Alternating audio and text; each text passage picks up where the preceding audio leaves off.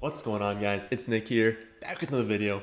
It's Monday, so you know what time it is. Time for the Mock Draft Monday. We're going to do stat of the day. We're going to show you something new on the website.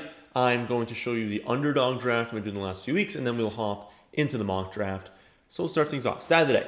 You guys see on the screen here, yesterday's stat was 2 quarterbacks had at least 3 passing touchdowns in 8 or more games last season. Rodgers is one, wins the MVP. Who was the other? The answer is Kirk Cousins, because he had a better season than I remember him having personally. Today's stat: what running back scored the most full PPR points in a playoff game last season? So actual playoffs, not the fantasy playoffs. Okay, the one update is that we now have trending players. So there might actually and will probably be more on this list when you guys are watching on Monday.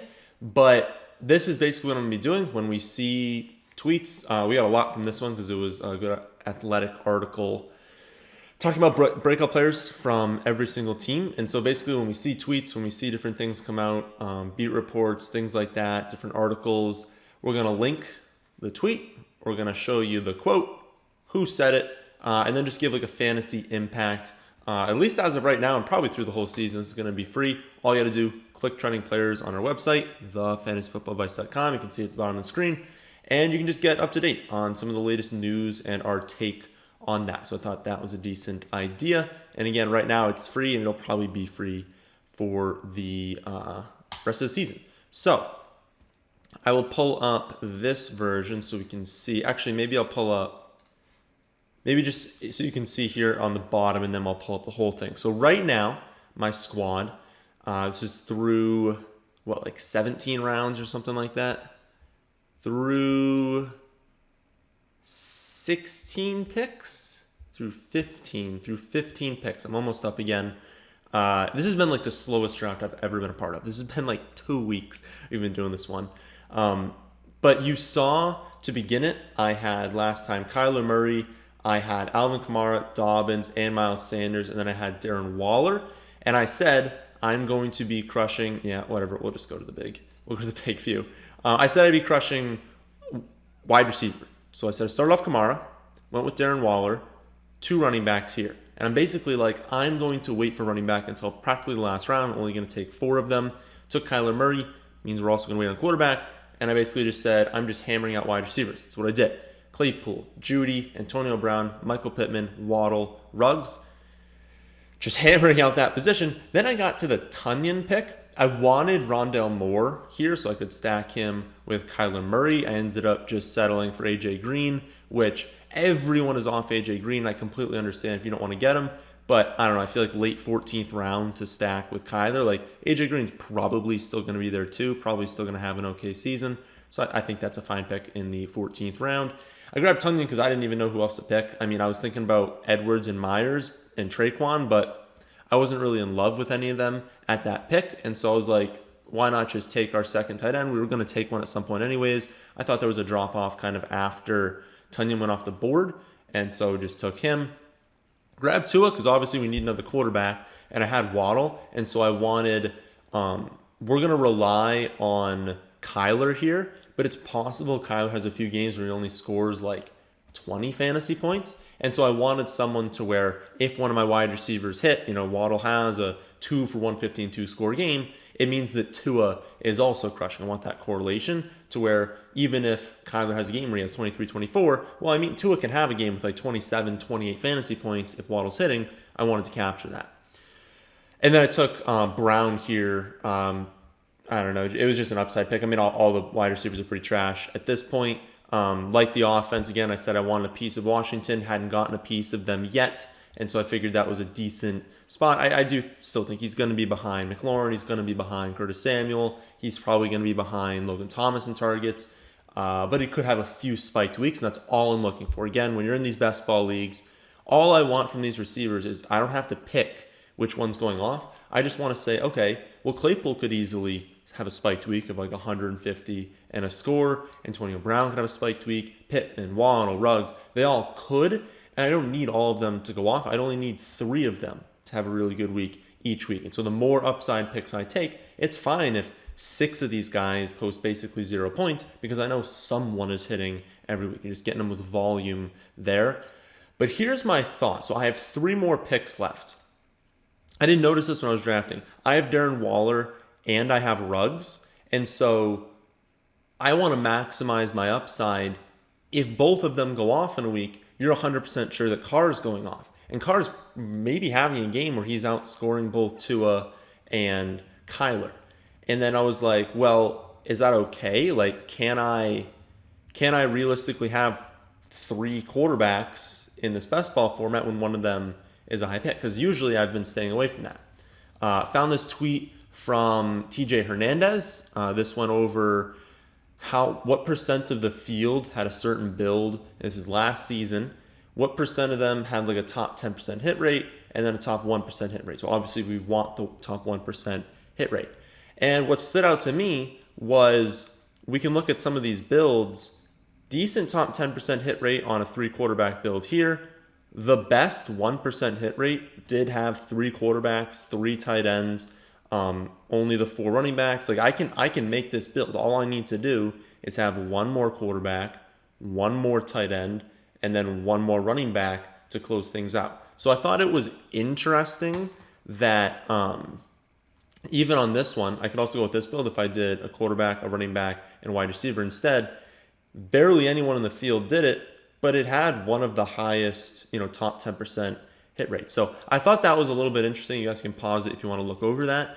I had been shying away if I took late guys, maybe I take 3, but I'd been shying away from taking another quarterback. But I think it's okay to do if there's that correlation.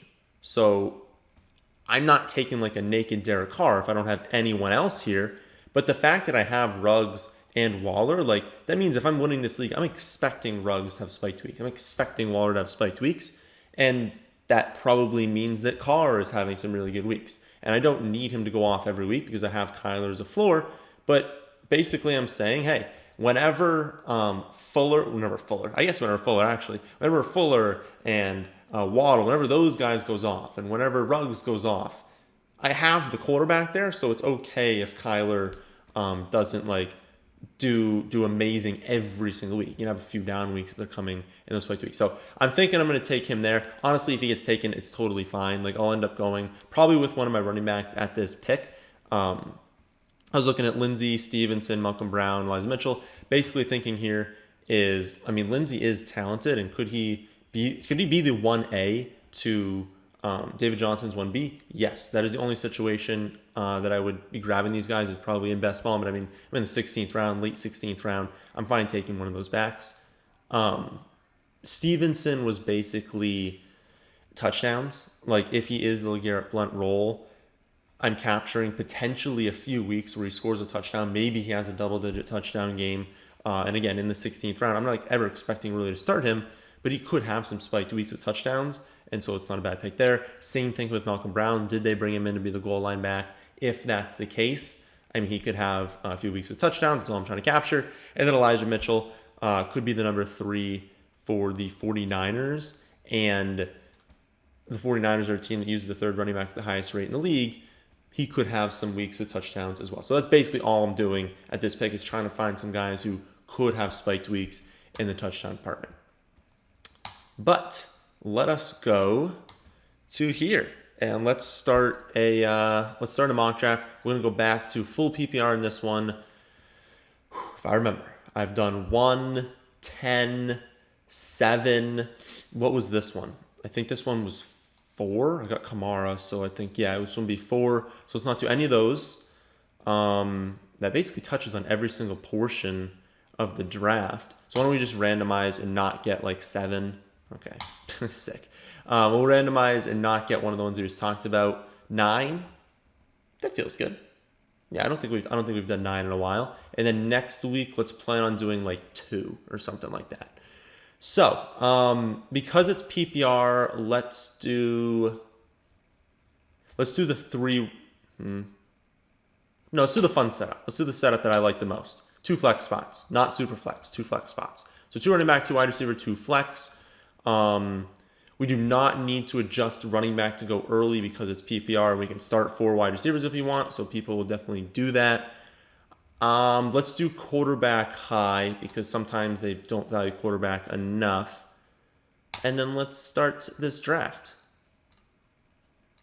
All right, just checking if we got that tropical storm, is it Elsa, rolling through right now. I'm hoping you guys can't hear like the rain come down. It's not doing too bad right now. It always does this.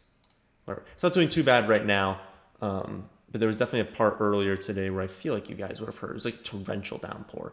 But also lighting wise, I didn't want it to be weird for lighting, but if it happens, I apologize. So, draft board. See running backs. We're going to see running backs fly off the board in pretty much every format this season. So we've got McCaffrey, Dalvin, Kamara. You're going to see Derrick Henry go here, but Derrick Henry or Zeke. Oh, and again, if things are off, I'm going to adjust it. So if we see just incredible values that are not going to happen, I'm going to make sure that they don't happen. I'm gonna move the players. It's got to be like clear though. Like you're still going to be in drafts where people are going to reach, but if Patrick Mahomes is available in the 5th round, I'm going to change that. Right? We're not going to give ourselves a free win here. So after Zeke, Jonathan Taylor, Barkley. Again, we're probably going to see Barkley go a little bit earlier than this, but it doesn't affect us, so we won't change it. Derrick Henry, again, will probably go early. It would probably be Kamara, Barkley, Henry in a full PPR league, then Zeke, Taylor, and then Joe Mixon goes. I've seen that happen. Who else will hide drafted players? No, that's realistic. It'll be, with that pick, probably like Mixon, Eckler, maybe Akers. I've seen that happen. Aaron Jones if Rodgers stays, but if he doesn't, like if he's not there yet, maybe not. You could see Kelsey go at that pick. I did a premium video for the website, so if you guys have access to the site, I'm starting to post premium videos there, and I talked about how things change under different league sizes. So we always pretty much do 12 teams, but how things change under 10, 14, 8, 16 teams. And one of the things I did talk about there was Travis Kelce. Obviously, this is a 12-team league, but I talked about how Kelce can change in an 8-team league and a 16-team league. So check that out if you have access to that. But this is a 12-team league, so realistically, nothing changes for us here. But if this was my money league, I'd be taking Kelce. One thing I wanted to talk about with that pick is we're not trying to sound like arrogant here, but you need to understand your league, right? Are you drafting with like experts? Are you drafting with like a paid money league? Are you in Underdog? Are you in FFPC? Or are you in a hometown league where people are buying magazines to draft from that were printed in February, right? Are people listening to like some stuff, but when you get there, they're asking about guys who have been hurt for a month, right? Like, what kind of league are you in? If you're in that other league where you think you're one of the best players, you're pretty sure you're going to find values late, you should be moving up Travis Kelce and the quarterbacks. Because no matter what format you're in, people are going to take Kelce, Waller, Kittle, probably Pitts this season. They're going to take these guys early, and they're not going to be like huge values. No one's just sitting there in the 3rd round being like, no, I still don't want Travis Kelce. But we are going to find values maybe at running back. We're definitely going to find values at wide receiver. When people don't understand how good some of these players are going to be, there's going to be players that fall. And so what I have found in the some of the leagues that I've been in is I'm sitting there at the end of the draft like looking back and being like, man, I really wish I just secured Travis Kelce early, just secured an elite quarterback early, because those guys are still very difficult to trade for, because there's all these wide receivers I love. There's all these running backs that I think are fantastic values that I didn't think I was actually going to get because I'm doing these mock drafts. I'm doing underdog drafts. I don't think certain players will be available later and in the middle portions of drafts. And then they are, because you get into the 2nd round and someone drafts Matthew Stafford, like happened in one of my leagues last season. Or someone starts a quarterback run and all of those guys maybe come off the board. Or someone says, hey, like, is AJ Green still on the board when you're in the 5th round? And you're like, yes, he is on the board. Please take him. Things like that happen. Like, obviously, those are maybe extremes. But like I'm saying, like someone did draft Stafford before Patrick Mahomes in my league last season. And just things like that where it's like, even if one or two players are just really off in these first 4 rounds, you're going to get values you didn't think would happen. But that can't really happen in this first round with Kelsey. And so it's like, if someone realistically wanted to take Kelsey after McCaffrey, Cook, Kamara, Henry, Barkley, so if you wanted to take him at 6, that's totally fine. And if you really, really want him at like 4, I'm not against it, because you're not going to get the value at tight end. All the late tight ends are, pretty low upside, pretty low likelihood to hit. I think some of them are good, but none of them even have close to the ceiling as these elite tight ends. So that's kind of why I've been leaning towards tight end this season, is because I think we can find the value of the positions, and just you can't. You cannot find a Kelsey, a Waller, a Kittle late. You're just not going to do it. And so if you think you're going to be really good in this league, you think you're going to find values on free agency, you think you're going to make trades, you can make good waiver decisions, like you can't get Kelsey. So it's not a bad decision to grab him. So after that long tangent, we see Adams, Diggs, Tyreek Hill go, and we see Aaron,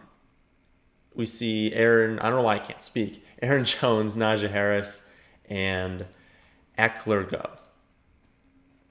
One thing with that, I would say the only thing is that we probably would not get Akers with this pick. If Aaron Rodgers stays, I do think these 3 wide receivers go off the board. I think Aaron Jones goes off the board. I would say the one difference is maybe, I think Eckler will go off the board too. So actually, it would probably be Harris or Akers.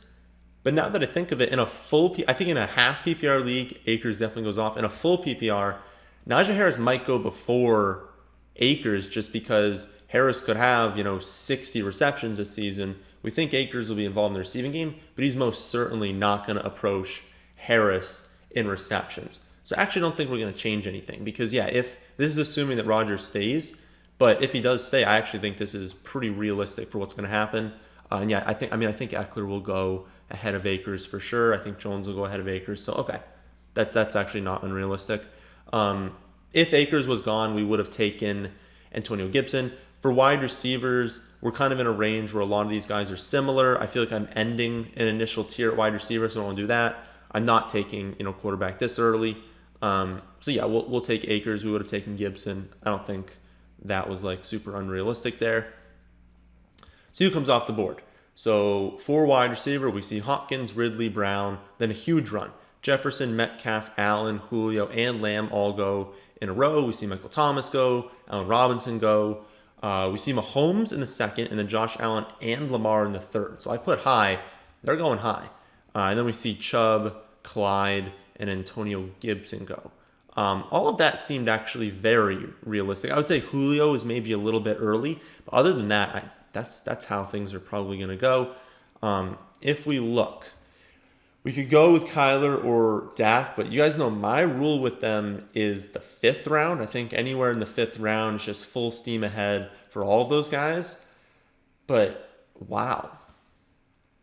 We're not going to do it in the 3rd. Yeah, okay, so they're going early. But again, this is also something that will happen. Definitely in the league that I am in, we've seen both sides. There was one year where it was like 2nd round, there were like multiple quarterbacks, 3rd round. You got to the 4th round, and like the next best available quarterback was supposed to go in the 8th round, and they were still flying off the board. And then we've had years where it's like the reverse happens. I don't know if people like looked at last year's draft, but literally like no one's taking a quarterback, and you're getting super late and like no one's going. So even in the same league, you can get differences. We'll just assume this is a season where people are taking quarterback early. We're not going to take quarterback. We're not going to take tight end.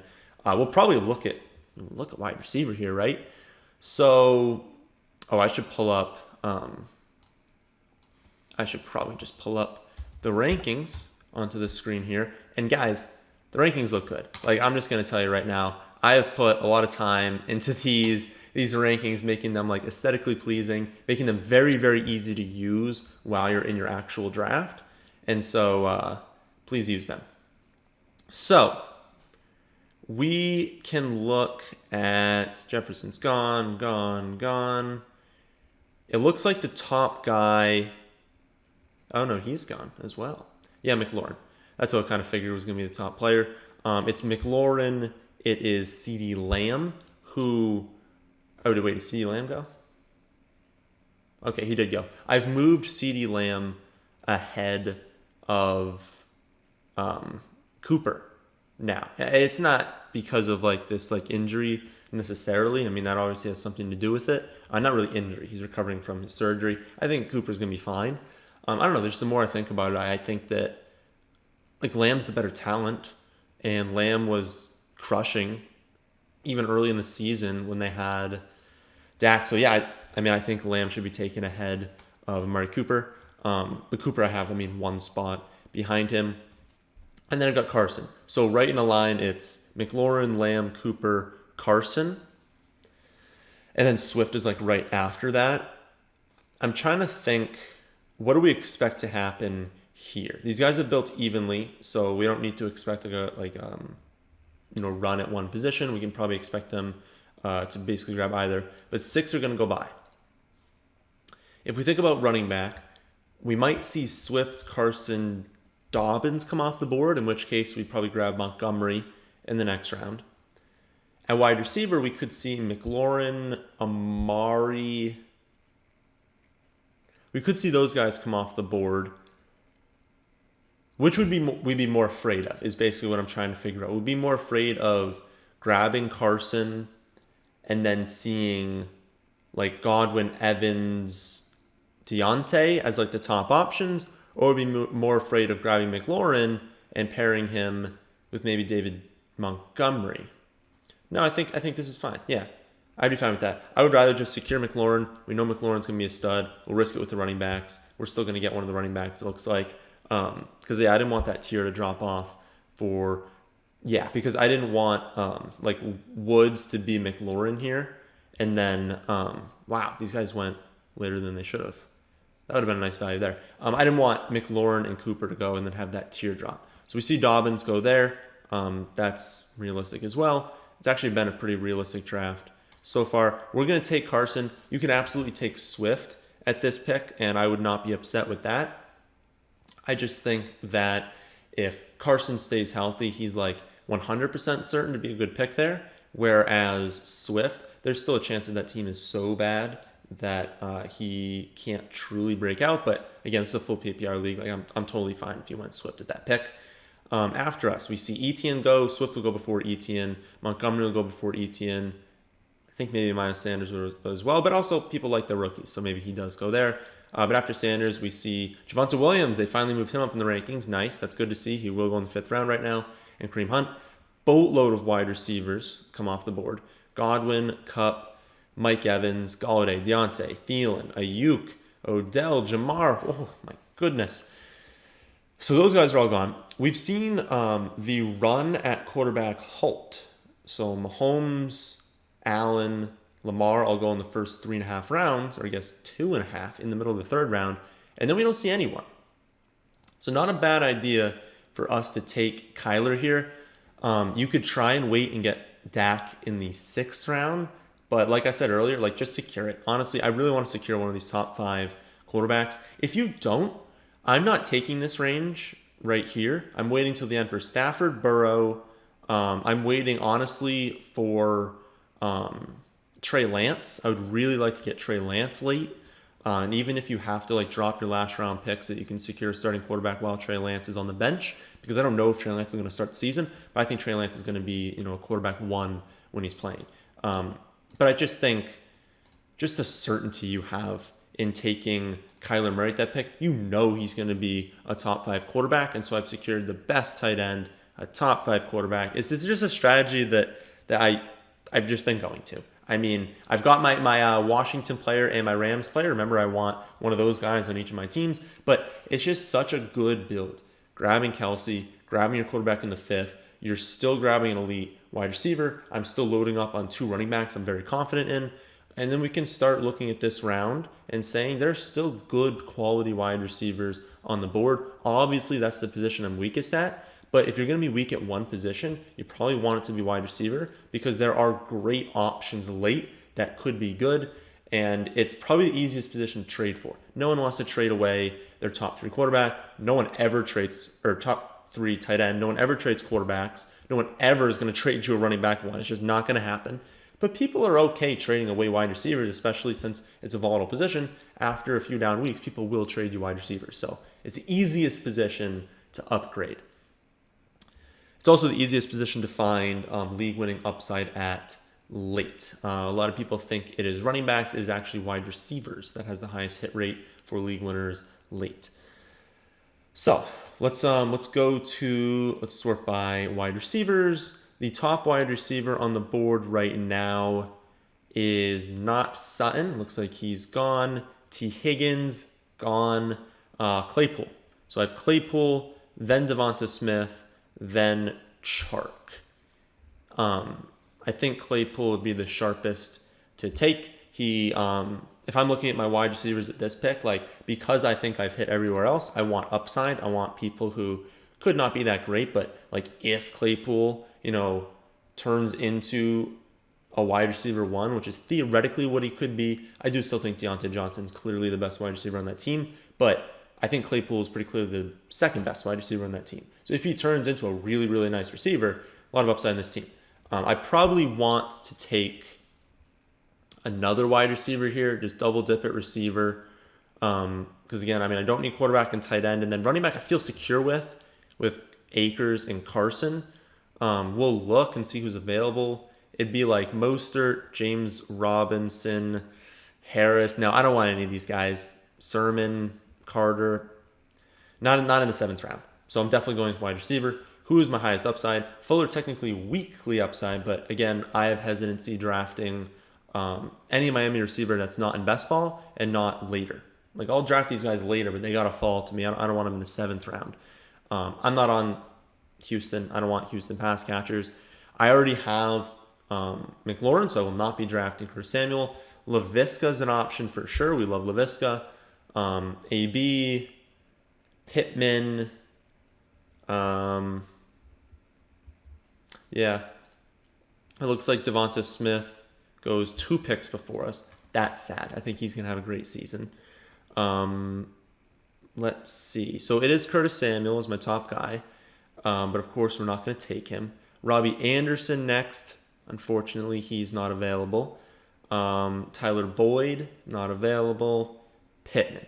So I have Pittman 1 spot ahead of LaVisca. I have him ranked 80th. We are at the 81st pick.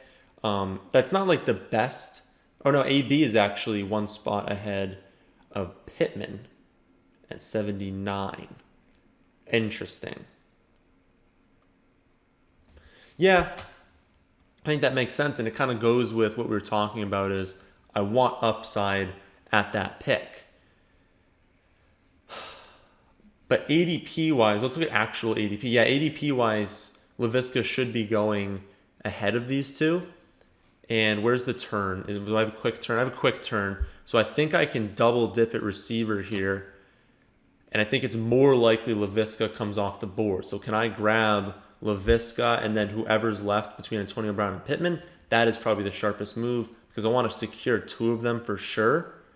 And I'm okay if one of them gets taken. I just don't want both of them to get taken.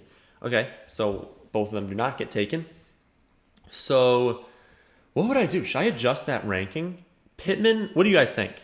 Comment section. Michael Pittman Jr. or Antonio Brown? I guess thinking about it, Antonio Brown cannot be a 1. Especially on his own team, because we know Mike Evans, we know Godwin are going to be used ahead of him. So I guess his upside is technically capped. He was still really good last season, great success rates on man coverage, press, on different routes run. He was very successful.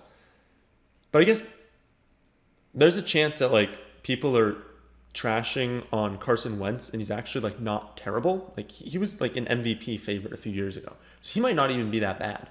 And we know Pittman's the 1. I just think Pittman has more upside than Antonio Brown. And floor-wise, he's got to have a higher floor. Right? And I know ADP does not say that. So Brown is the 43rd wide receiver and underdog. Pittman is the 48th. But I don't think that's right. I feel like that's incorrect. Yeah. I'm going to take Pittman. I'm going to adjust the rankings there. It's just he can be a one. He is a one already, but he's probably not gonna be a wide receiver. What I'm saying, like he could be the one on his team, and I know it's a worse team as far as passing is concerned, but they will use him on end rounds. They will use him on screen passes. They will use him downfield. They will use him in the red zone, everywhere. And again, I think everyone assumes Carson Wentz is going to be bad. I mean, maybe he's not a fantastic quarterback, but for fantasy, he can definitely support a solid wide receiver in fantasy. I mean, Hilton's dust at this point. I like Paris Campbell. I think he's a quality pick late, and now we can't make the pick because we took. You could make the pick. You could do it because Pittman and Campbell go late enough. But I just think that Pittman's so clearly their best receiver. They were so excited about him last season. No, I think that's a better pick than Antonio Brown. I'll adjust that ranking. Now, we've abandoned running back for a while, but I'm really not against that because, because this is a full PPR league, so we can lean towards some of these wide receivers late. Again, I feel good about the running backs, and I can start 4 receivers, so if it came to it, I only need to start 2 of the running backs. I only have 4 of the receivers, so I don't think we need to go back to running back right now. Obviously, if we see a value, we should probably take it. But I don't like these guys. I don't like Harris in a full PPR league. I don't want David Johnson. I don't really want Kenyon Drake right now. I think you got to wait. I think you got to wait on James Conner. I think it's a quality upside pick, but I think you got to wait a little bit on some of these guys. Jamal Williams, I just think it's too early in the 9th round. If I'm grabbing these guys, these are handcuffs, and these are not high upside PPR picks. So I want to be in the double-digit rounds. So when I look at wide receiver, I see Mike Williams, Mooney, Gage. No, but I see Mike Williams. I mean, so here's the weird thing with Mike Williams. I have been higher on him than consensus like all off season. And yet even I think there's regression coming for Herbert. I think there's a risk that Herbert maybe isn't as good as he was last season. Maybe he takes a step back. I know everyone just assumes he'll take a step forward, but he was a little bit lucky in some areas, especially with touchdowns. But even I am so surprised at the ADP on Mike Williams because he's their X receiver. That's pretty obvious. He's not going to be the top targeted guy. That's going to be Keenan Allen, but he's got touchdown upside for sure. I mean, he had 10 touchdowns on like 41 receptions as a rookie, something like that. He's got touchdown upside. He's got big play upside. And if you guys really think that Herbert should be taken as like the 6th quarterback off the board, which is what he is right now, how are you not taking Mike Williams in like the 6th round? I don't really get Mike Williams ADP. So we started off weak for sure at wide receiver. But I think with volume, and again, this is not a best ball format. We're not just taking the best guy. Obviously, I would love to start in best ball. But we're not just able to take the best guy. We still have to make these starts. But basically, by taking McLaurin, Claypool, LaVisca, Pitt, and Mike Williams, I'm basically saying, hey, can a few of you guys be good? Like, I don't need all of these picks to work out. Maybe it happens that LaVisca busts and Mike Williams busts. But I feel like we're going to hit on like 3 of these guys with going to be quality starters, and that's all I'm asking for. I'm not asking for all of them to hit. And I'm avoiding this range of running back where I'm like, I like Edmonds. I like the potential of Fournette. I like the potential of Mike Davis and potentially even Jacobs and Carter and Mostert. But it's like they have such low floors and such high chances of busting. Like, I guarantee you a few of those guys are going to bust this season. I mean, do we really think that Pittman's going to bust and LaVisca's going to like truly bust? I mean, probably not. And at least with like getting that volume there, I feel good about that. But I feel like we should take a running back at this point. So we're in the 10th round.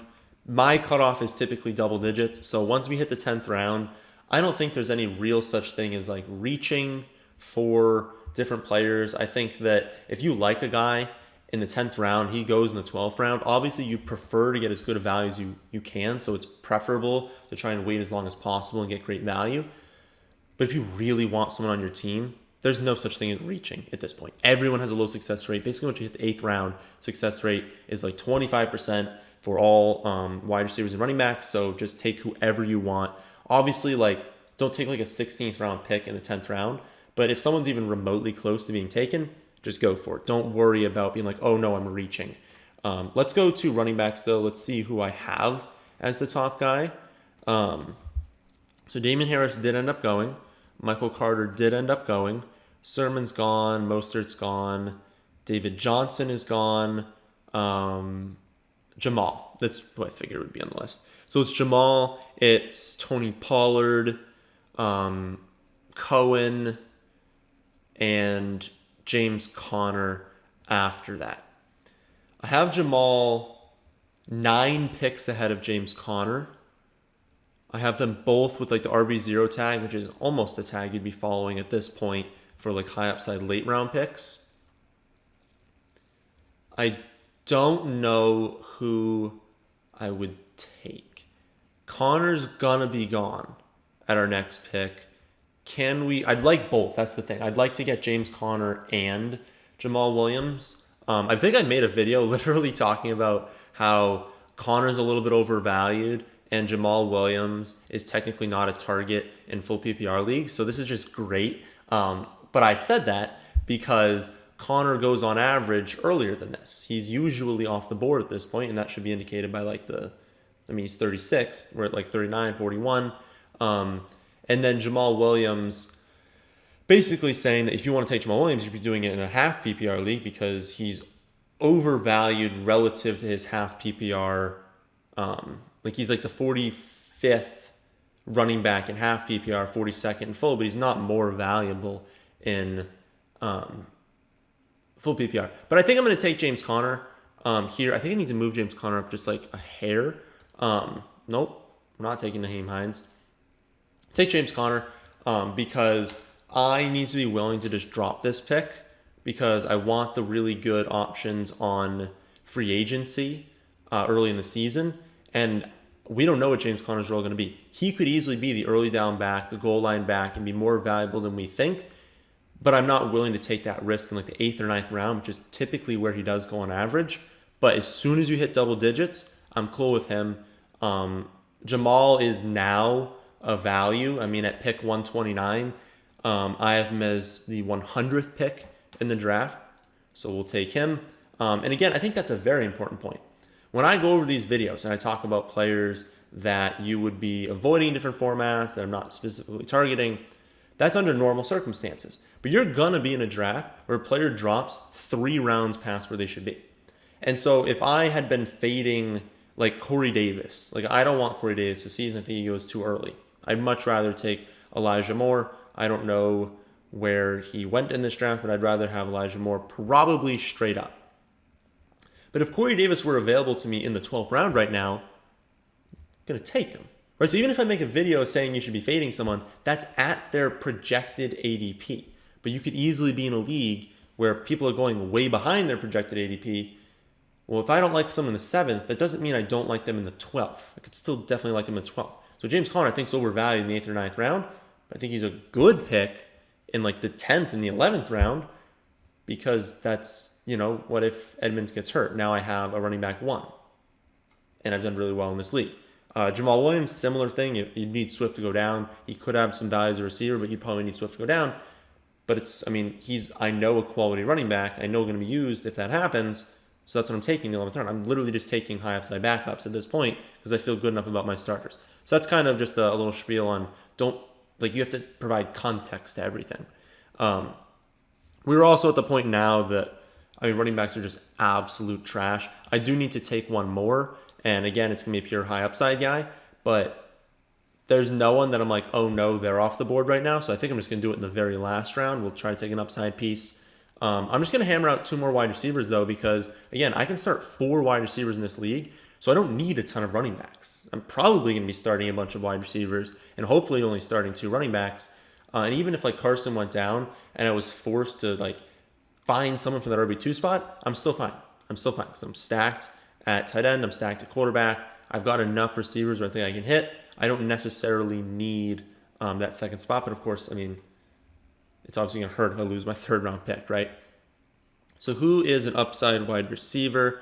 I would like Campbell, but again, I'm not going to take him. Don't really like these other picks. I think Gabriel Davis is being taken a little bit too early right now because of Emmanuel Sanders. I think Sanders actually is going to be the 2. Rondale Moore is not a bad pick. Oh, Elijah Moore. You would take, yeah. So I said I didn't know where he went. He hadn't even gone. So yeah, we'll take Elijah Moore. It's absolutely not a reach. Where do I have Elijah Moore ranked? We'll pull that up.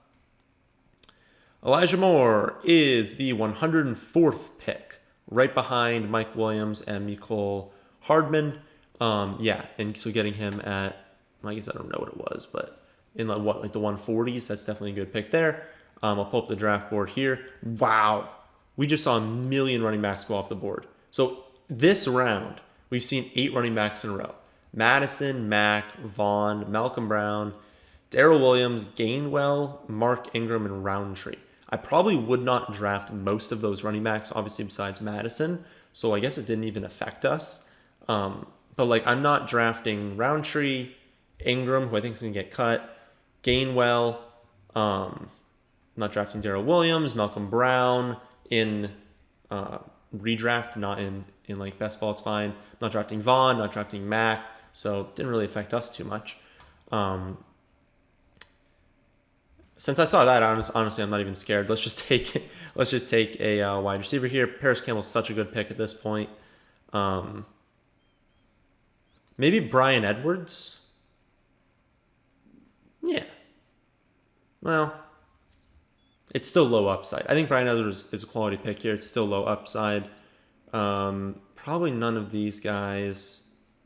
So yeah, it would be take a shot if you think Perriman ends up being the one. Take a shot on Bateman if you think he can end up being their top receiver. Paris Campbell is definitely my favorite pick here. Traquan, take a shot on. Well, I mean, we can look at who I have ranked first, I guess. I don't really know who has the most upside out of those picks. Myers is off the board, I'm assuming, or he would be my top guy. It's literally in a line. Paris Campbell, then Rondale Moore, then Rashad Bateman. Then Edwards a little bit below them. So who did I say? I forgot. Rondale Moore. I guess that's not bad. I know you don't need to stack in this format, but like having the Kyler Moore stack isn't the worst thing in the world. You're basically hoping that he gets more targets than AJ Green, which is totally possible. I mean, AJ Green could be just complete dust at this point in his career. But it's not a bad idea just like grabbing one of those two, whoever you think is going to be the best one, because they're probably going to be, I guess Kirk could be the 2, but I feel like there's a chance that Moore is just like better than Kirk already. And I know Moore's going to be on the field a ton. Last season, they couldn't run as many 4 wide receiver sets as they wanted to run because the receivers were so bad. But man, the upside of Kyler Murray now that they have Rondale Moore with Hopkins, with potentially AJ Green and Kirk all in the field at the same time, that's a lot better than what they had last season with like, what was that guy's name? I know they had Bird for a little bit, but was it like Keyshawn Johnson or something? Like they were starting just trash. Sheffield, like really, really bad receivers. You feel bad for Kyler, and it's incredible how good he was with trash receivers behind basically. I mean, Kirk wasn't even that good for most of the season, but behind Hopkins, he could be upgraded this season. Like Kyler could be the number 1 quarterback. But now we need running back at this point. Pure upside. Benny Snell could get cut. Jackson could get cut.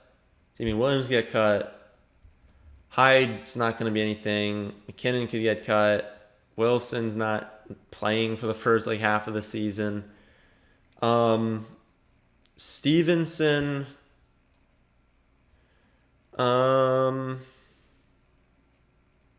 Elijah Mitchell. I mean, it's the same running backs I talked about before. I don't really see anyone. So yeah, Elijah Mitchell.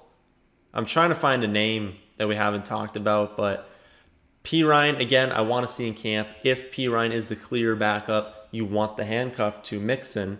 So why not take P. Ryan? But I want that confirmed before I keep drafting him. I think it's Stevenson. Yeah. So, I mean, they talked about how he's like a LeGarrette Blount that can also catch passes. That's really nice to hear. I'll pull up the draft board because you won't be able to see it after. But yeah, they like Stevenson over there. And I think Damian Harris is pretty clearly still their top running back. And I think James White is still their third down back.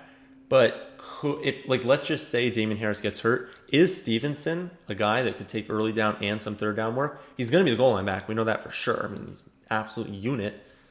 There's upside there, especially if Mac Jones can take over and throw some passes to Stevenson. So there's upside there. He probably shouldn't be going this late. We'll just take whatever. What defense would we take? Probably the Bills. They're going to be a really good offense. They have a quality defense, especially in Buffalo. Those games are tough. You always want to be leaning towards decent defenses that are good offenses because the offense is, again, we don't care about the grade. The offense is forced to pass because the opposing offense is forced to pass a lot because they have to catch up to the current team. Like if Buffalo gets ahead, the other team needs to pass a ton. You want the other team to pass because that leads to sack opportunities. Sacks lead to potential fumbles, defensive touchdowns, interceptions if you're dropping back. If you're running it, the only thing you can hope for is a fumble, right? You cannot get a sack.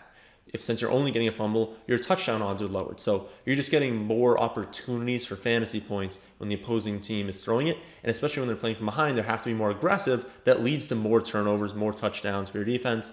It's just preferable. Now, you don't want a great offense and a bad defense because then you're in like 40-point shootouts and you're getting negative points. But the Bills have a quality defense, and especially in Buffalo, it's really hard to play there. That's just like the thinking. It's the same thinking behind Kansas City. Kansas City is a great offense. They've had seasons where they have really good defenses, and it's tough to play in Arrowhead. That's a defense you want. That's why they have spiked years.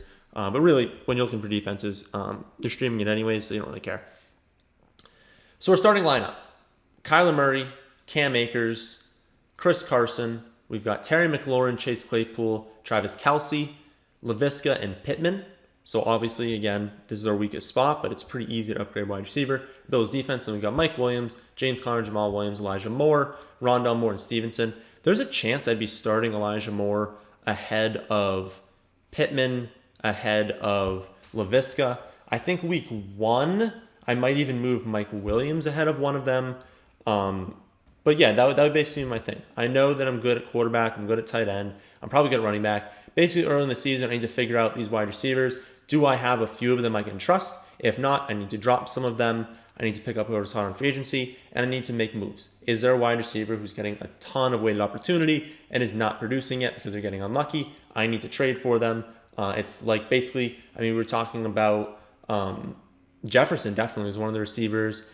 We were talking about early in the season that it was like, he's fantastic. He's getting volume. He's not necessarily going off yet, but he's going to. You want these buy low opportunities, but that's basically the position that we would need to upgrade. What is our projected standings? I'm very curious about that. So they hate our bench. They hate our starters. Who'd they say? They said green eggs. Can I even see? I don't actually know. All right. Well, it'd be easier if you could show me okay. They said this is the best starting unit. Well, because they have McCaffrey. Of course they have the best starters. Dak, McCaffrey, Miles Sanders, Jefferson, Metcalf. Yeah, they probably do. Wow. There's a drop off into the flex. They probably do have the best starters. I do not.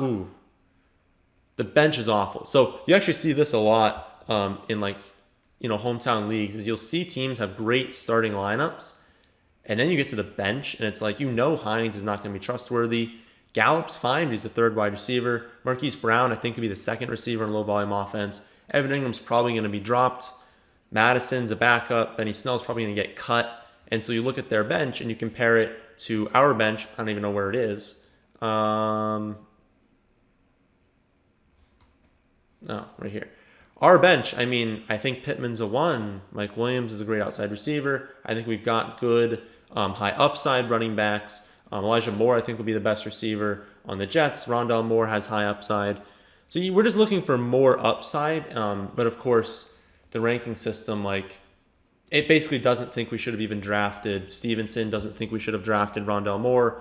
But once, these experts update their rankings, it's going to be a little bit better. I don't know why they don't I was going to say, I don't know why they don't like our starting lineup, but it's probably because of starting the wide receivers there. I don't really know why they don't like our starting lineup. Maybe they don't value LaVisca and Pittman very highly. But again, it's based off of their rankings, which most of the experts don't actually have updated rankings in there yet. So that is the team. for you guys. Again, we need to upgrade wide receiver, but it's pretty easy to do that during the season. Pretty impossible to upgrade quarterback and tight end, and I think we're very strong in that area. So, that is the end of this one.